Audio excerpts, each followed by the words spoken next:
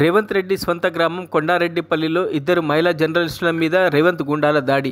మహిళలను చూడకుండా సరిత, విజయరెడ్డి అనే జర్నలిస్టులను బూతులు తిడుతూ ఫోన్లు, కెమెరాలు గుంజుకొని భౌతిక దాడికి పాల్పడ్డ రేవంత్ గుండాలు. రాష్ట్రంలో రేవంత్ రెడ్డి వచ్చిన రోజు నుంచి పాత్రికేయుల మీద వరుసగా దాడులు జరుగుతున్నాయి. ఇద్దరు మహిళా జర్నలిస్టుల మీద భౌతిక దాడి జరగడం 10 ఏళ్ల తెలంగాణ చరిత్ర, 60 ఏళ్ల ఉమ్మడి ఆంధ్రప్రదేశ్ చరిత్రలో ఇదే తొలిసారి. గత కొంతకాలంగా ఇద్దరు మహిళా జర్నలిస్టులు రేవంత్ అక్రమాలు బయటపెడుతున్నందుకే అక్కసు పెంచుకుని టార్గెట్ చేసినట్టుగా తెలుస్తోంది.